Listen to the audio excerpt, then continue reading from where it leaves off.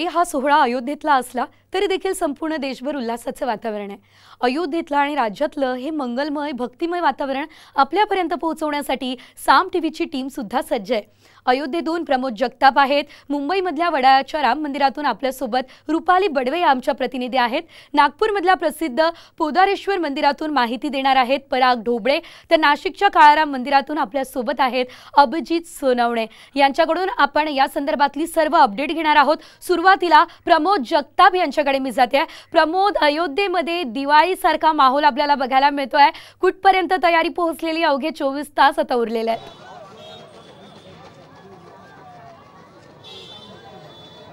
शेजल अगदी 24 तासांचा वेळ बाकी आहे आणि त्या अनुषंगाने संपूर्ण अयोध्या नगरी जी आहे ती सजल्याचं आपल्याला बघायला मिळतंय। अयोध्येमध्ये भक्तिमय वातावरण असल्याचं चित्र आपल्याला बघायला मिळतंय। माझ्या पाठीमागे तुम्ही बघू शकता शेजल कशा पद्धतीनं या ठिकाणी खूप मोठ्या प्रमाणात भाविक भक्त जे आहेत ते अयोध्येमध्ये आलेले आहेत आणि अयोध्येमधलं वातावरण जे आहे ते भक्तिमय झाल्याचं आपल्याला बघायला मिळतंय।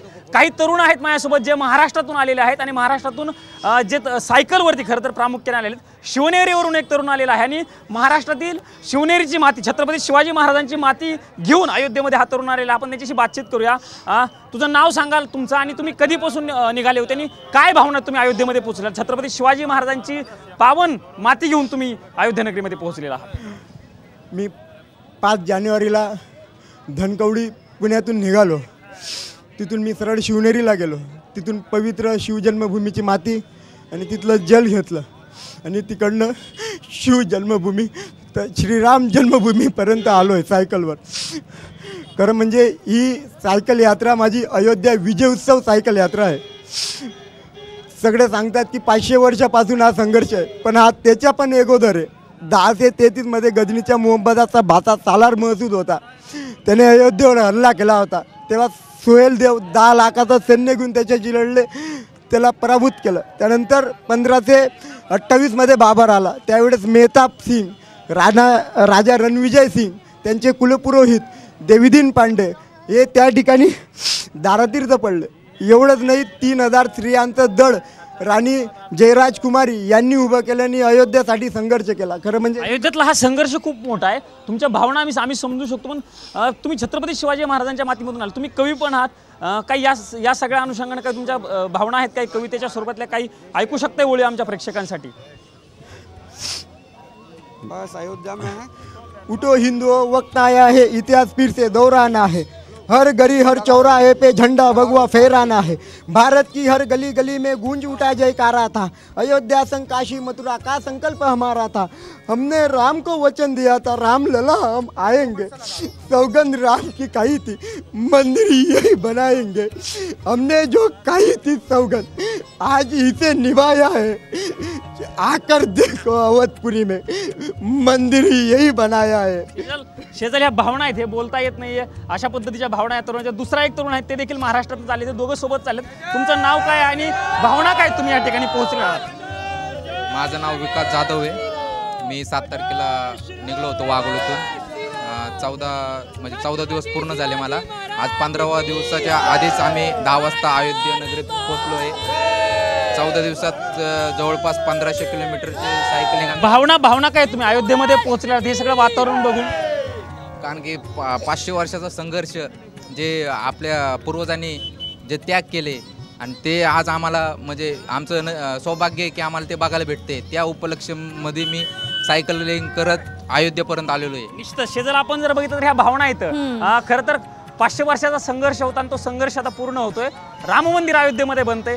या फक्त काही प्राथमिक प्रतिक्रिया आहेत, अशाच पद्धतीच्या प्रतिक्रिया ज्या आहेत त्या या ठिकाणी आलेल्या प्रत्येक रामभक्ताच्या असल्याचं आपल्याला बघायला मिळतं। प्रमोद, त्या ठिकाणची परिस्थिती तुम्ही आमच्यापर्यंत पोहोचवताय आणि आम्हाला देखील तिथला नेमका अनुभव काय आहे तो या ठिकाणी घेता येतोय। प्रमोद, अगदी काही वेळासाठी थांबवते, आपले प्रतिनिधी अक्षय बडवे सुद्धा आपल्यासोबत जोडले गेलेले आहेत। अक्षय, तुम्ही देखील अयोध्येत आहात, मात्र तुम्ही आत्ता अयोध्येतल्या कुठल्या ठिकाणी आहात आणि अयोध्या नगरी नेमकी कशी सजली आहे?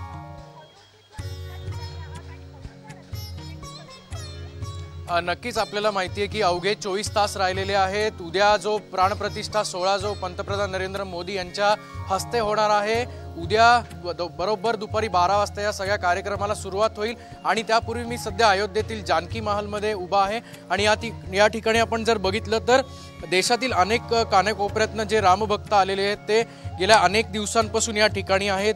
राम मंदिराचा जो सोहळा अनुभवण्यासाठी या ठिकाणी सगळे जे रामभक्त आहेत ते अनेक प्रांतातून आलेले आहेत, कुठलाही जात धर्म न बाळगता एकत्र राहत आहेत। आपण त्यांच्याशी बोलायचा प्रयत्न करूयात। तुम्ही कुठनं आलाय?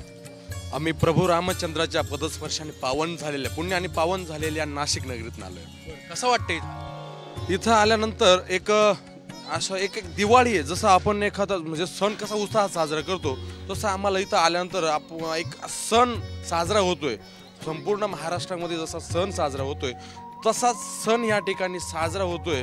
प्रभू रामचंद्र 500 वर्षानंतर म्हणजे जो वनवास त्यांचा 500 वर्षांचा वनवास या ठिकाणी संपलेला आहे आणि 500 वर्षांच्या प्रतीक्षेनंतर प्रभू रामचंद्र आपल्या अयोध्येतील जन्मभूमीमध्ये विराजमान होणार आहे। आपका क्या आप कहाँ से आए?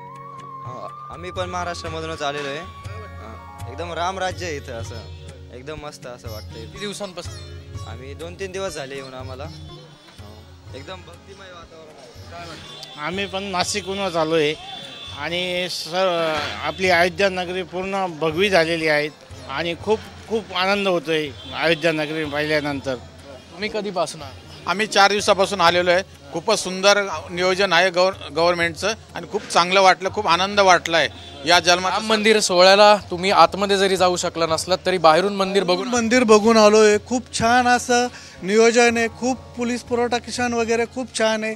नरेंद्र मोदी आणि योगी आदित्यनाथ खूप छान काम करतायत, असंच काम आपल्या महाराष्ट्रात व्हावे हीच इच्छा। बोलो सियावर प्रभू रामचंद्र की जय।